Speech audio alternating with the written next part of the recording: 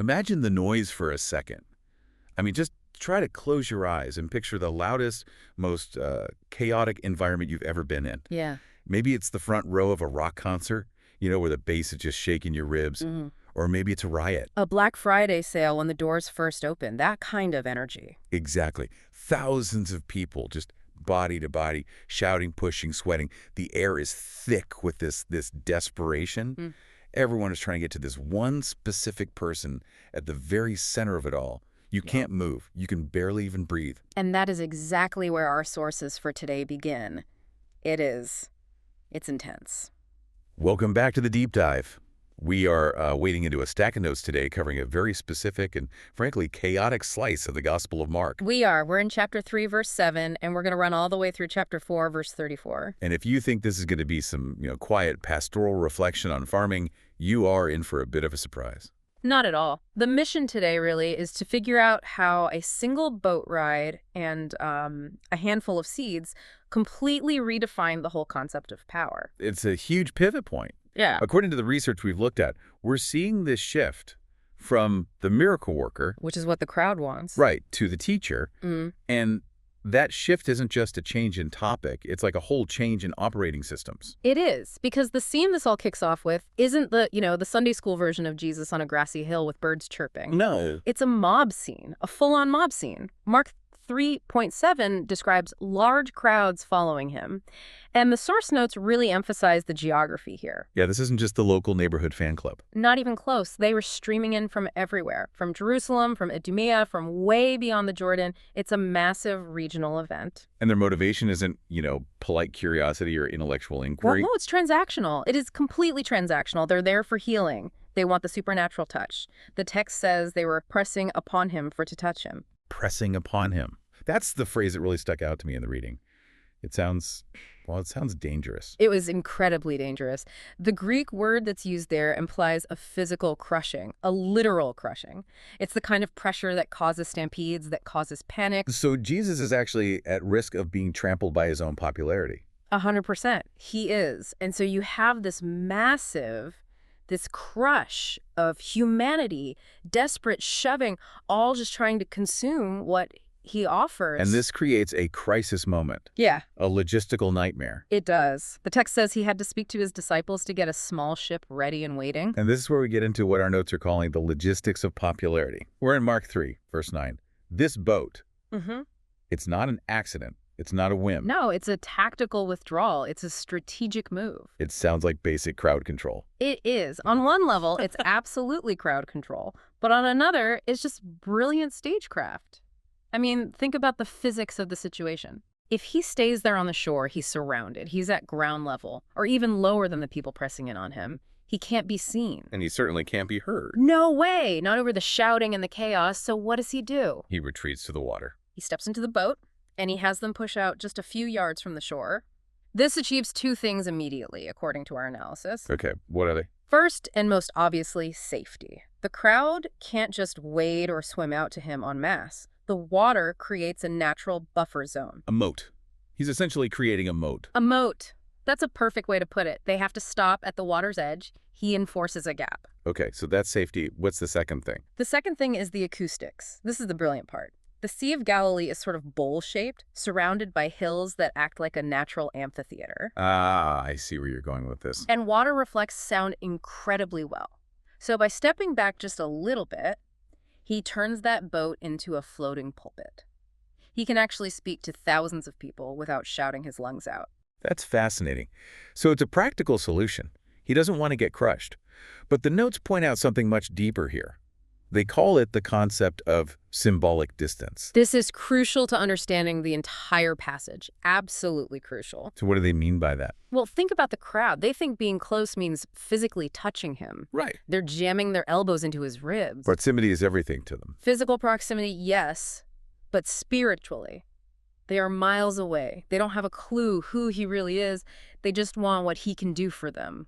It's a consumer relationship. So they are physically close, but spiritually far. Exactly. And by getting into the boat, Jesus completely reverses that geometry. He creates a physical distance in order to invite a mental and spiritual closeness. He's forcing them to stop grabbing and start listening. Yes. You can't learn anything if you're just, part of a mob trying to grab a souvenir. You have to step back to see the whole picture. And that simple act of getting in the boat, it sets the stage for the main tension of this entire deep dive, which is who is actually listening. Right, because when we really analyze Mark chapter 3, we don't just see a monolithic mob. The source material breaks this down into 4 very distinct, very different groups of people. Okay, let's parse that out. We've established the first one, the crowds.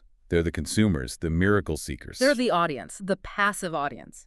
Then the second group you have are the scribes, who are mentioned in Mark 3.22. These are the critics. The critics, the hecklers. They are watching him just as closely as the crowd is, but with hostility. They're not there to learn. They're there to find fault. They're the ones who come up with that accusation that he's working with an unclean spirit. Exactly. They are engaged, but for the purpose of destruction. So that's group 2. Okay. Then we have the third group, the disciples. And the text makes a really specific, really important distinction here between how the disciples got there versus how the crowd got there. It does. Look at Mark 3.13. It says Jesus goes up into a mountain. Again, notice the separation. He moves up, away from the sea level crush. He creates another kind of distance. And then it says, he calleth unto him whom he would. Whom he would. That phrase just jumps off the page. It implies selection. It implies choice. It implies agency. His agency. The crowd pushes themselves on Jesus. The disciples are invited by Jesus. It's the difference between crashing a party and receiving a personal invitation. And the job description for the disciples is fascinating. I think we usually assume the job is go preach or go heal or go do stuff. And eventually it is. But look at the primary purpose that's listed right there in verse 14, the very first thing. That they should be with him. That they should be with him before anything else, before any task or mission. Now, proximity. Relational proximity. It's not about what they do for him. It's about who they are to him. The definition of a disciple, according to this text, isn't someone who works for Jesus. It's someone who is with Jesus. Yes, that's the foundation. That's a heavy distinction. It reframes the entire enterprise as relational, not functional. Yeah. It reminds me of how we so often define ourselves by our careers or our output. Our job titles. Right. But here, the defining characteristic is just association, being with. It's identity before activity. Our sources argue that if you skip the being with part, the doing for part eventually becomes hollow or even self-serving. Which leads us directly to the fourth group, and probably the most awkward, uncomfortable moment in this entire section. Oh yeah, the family. The family shows up. Yeah, Mark 3.31. This is the part where I actually felt like secondhand embarrassment just reading it. Jesus is inside a house now. The place is packed again. Same problem. And his mother and brother show up. And where are they? The text is very specific about this. Standing without. They're outside. That spatial language without, outside, it's doing so much heavy lifting in this passage. It really is. They are physically outside the house, but in their minds, they have the ultimate insider status. They're family. So they don't even try to push their way in. They just send a message. They send a message in basically saying, hey, tell Jesus his mom is here. And in that culture, that's not a request. That's a summons. It's a command, isn't it? You don't ignore your mother. Family obligation was absolutely paramount. Blood ties trumped everything. The expectation is clear. If your family calls, you stop the sermon. You drop what you're doing and you come out. But he doesn't. He does the opposite. He asks this question that, honestly, on the surface, it sounds pretty dismissive. It sounds harsh. Who is my mother or my brethren? Can you imagine the silence in the room when he said that? Everyone must have just frozen. It's a shocking thing to say. Utterly shocking. And then what does he do? He looks around. He looks at the people who are actually sitting there with him, the disciples, the listeners, the ones who chose to be inside, and he says, behold, my mother and my brethren. He's completely redefining the entire social structure. He is. He's decoupling the definition of family from biology. He says, and this is the key, whosoever shall do the will of God, the same is my brother and my sister and mother. That's the line. It's not about blood. It's about obedience. Do the will of God. That is the new boundary of the kingdom. That's the new definition of belonging. It's not about your DNA. It's not about being Jewish. It's not about having a religious title like scribe. It's about what you do. It's about alignment with God's will. It's about obedience. So you have this incredible contrast. His biological family is standing outside trying to exert control over him. Trying to pull him back into the old structure. Right, and you have this ragtag group of strangers sitting inside listening to him. And Jesus looks at them and says, these strangers, they're the real family. Because they're the ones who are actually listening. They're the ones doing the will of God, which at that moment was simply to sit and hear his words. It completely democratizes access to God. It's radical. You don't inherit your status. You choose it through your actions, through your obedience. And is that inside-outside dynamic again. It's the exact same principle as the boat on the water. Exactly. You can be a member of the crowd, pressing in for a miracle, and still be an outsider. You can be a member of the family with the right pedigree and still be an outsider. The only way in is to stop pushing, sit at his feet, and listen. Which is the perfect transition to the how. How are we supposed to listen?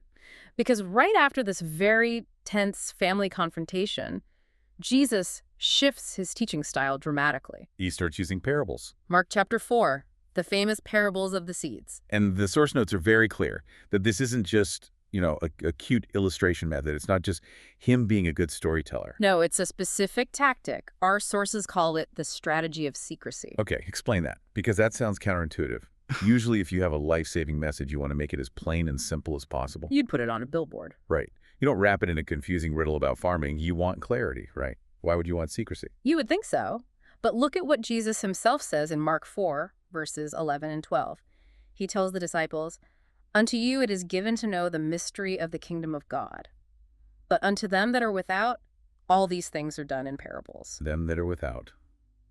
There's that label again. The outsiders. And here is the paradox that our expert notes really, really highlight. Parables serve two opposing functions at the exact same time. They both reveal and they conceal. How does a simple story conceal the truth? Well, think about the parable of the sower. A farmer goes out and he throws some seeds. Some land on the path, some on rocks, some in thorns, and some in good dirt. If you are just a casual listener, A member of the crowd. a member of the crowd, exactly, someone who just wants to be entertained or see a miracle, what do you hear? You hear a story about agriculture. It's Mhm. nice. It's a harmless little story. And you walk away thinking, okay, cool story about a farmer. And you have missed the entire point. The truth is concealed from you because you stayed on the surface. You didn't care enough to dig deeper. But if you're a seeker, if you're one of the disciples, If you are a seeker, the story bothers you. It gets under your skin. You think, wait a minute, why is he talking about dirt? This has to mean something. What does the rock represent? What are the thorns? so the confusion, the mystery of it, actually drives you to ask questions. It acts as a filter. That's the perfect word for it. It filters out the arrogant, the lazy, and the merely curious. The source says, those who truly want to know God come closer and ask questions. And what does Jesus do when they ask?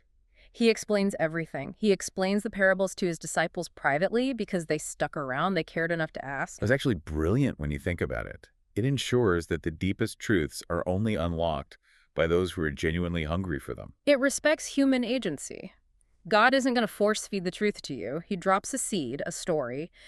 You have to decide if you're going to be the kind of soil that receives it or if you're just going to let it sit on the surface until the birds come. Which is the perfect lead-in to the content of this specific parable, the agronomy of the kingdom, as our outline calls it. The sower and the seed. Mark 4, verse 14 gives the key. The sower soweth the word. So this metaphor, this simple farming picture, is meant to define how God operates in the world. Yeah. And honestly, looking at it, it seems incredibly inefficient. It is wildly inefficient. That's the whole point. I mean, if you are the Son of God and you want to save the world, why use a seed? A tiny, vulnerable seed? Why not a sword? Why not a lightning bolt? And that takes us right back to the expectations of the crowd. They wanted a Messiah who would overthrow Rome. They wanted a political revolution. They wanted military force. A top-down change. Right. Change the government, and you'll Yeah. change the world. That was their thinking. But Jesus presents a seed kingdom. It works from the inside out. And seeds are so vulnerable. Extremely. The parable spends most of its time listing all the ways the seed fails. Birds come and eat it, which Jesus says is Satan stealing the word.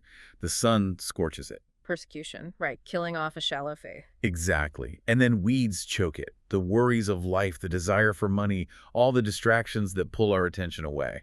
It sounds like a terrible business plan. The success rate in the story is what, 25%?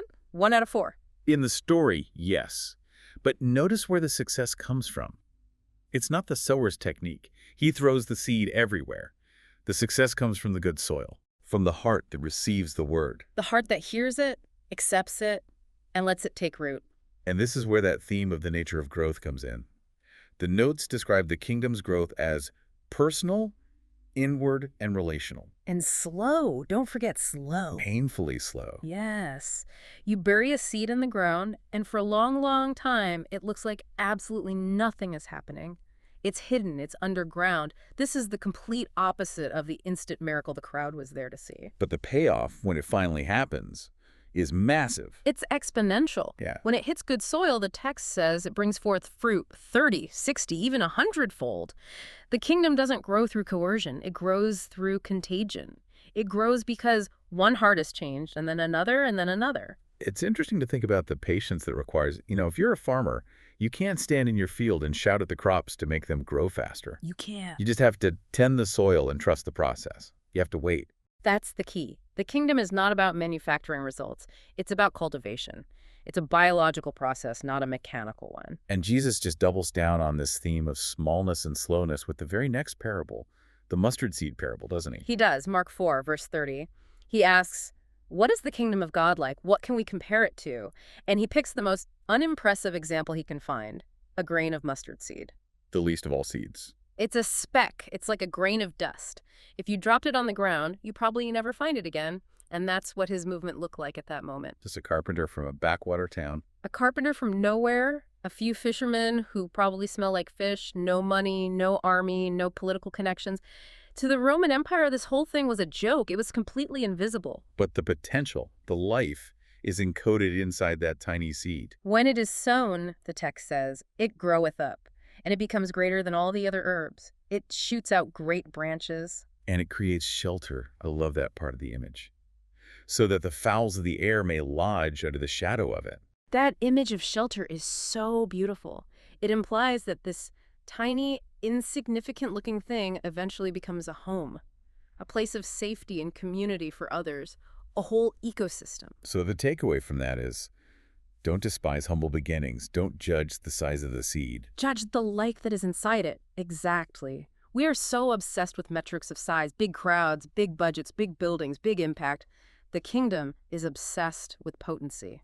One small, powerful truth planted deep in a receptive heart changes everything. So when we step back now and look at this whole section of Mark, from that crushing mob on the beach to the quiet, slow growth of a mustard seed, there is a really coherent narrative taking shape here. It's a complete synthesis of how to relate to God and what his kingdom is actually like. Let's sum it up. We started with the boat. Which taught us that we need to stop grabbing and start listening. We need to create some distance from the noise of the crowd to actually hear the signal. Then we moved to the confrontation with the family. Which taught us that true belonging isn't about your bloodline or your resume, who you are or who you know. It's about what you do. Specifically, it's about doing the will of God. And we ended with the seeds. Which taught us that God's kingdom is internal before it's external. It's organic. It requires our patience. And most importantly, it requires us to be good soil. Our source material sums it all up beautifully by saying the kingdom is fundamentally relational. It requires hearing God's word, receiving it, and allowing it to grow.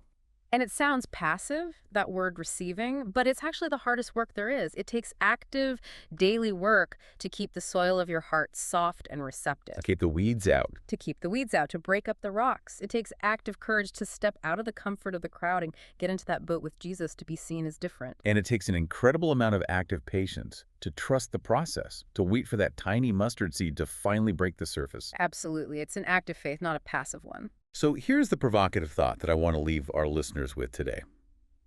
We kept coming back to this inside-outside dynamic. Right. You had the family, who should have been the ultimate insiders, standing outside the house.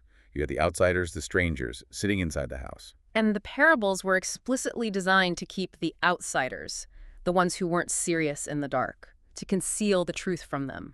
Exactly. The parables were designed to filter out people who didn't have curiosity, who weren't willing to ask questions.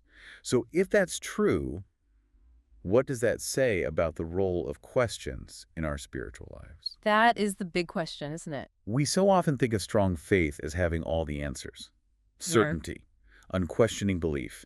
But based on this text, it seems like the kingdom actually belongs to those who have the questions. The ones who aren't satisfied with the surface story, the ones who stick around after the sermon to say, wait, I didn't understand that part. Can you explain it? So is it possible that many of us are often part of the crowd? We go to the services, we read the books, we are physically present in the right places.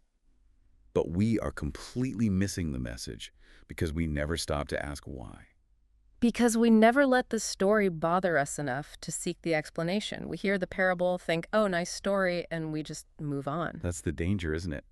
Being so close to the action, but so far from the heart. The inside-outside dynamic playing out in our own lives. You can be standing right next to the door and still be on the outside looking in. So the challenge for all of us this week is maybe just that. Be the good soil. Don't just consume the content. Ask the question. Get in the boat. And trust the seed to grow. Thanks for diving in with us. We'll see you next time.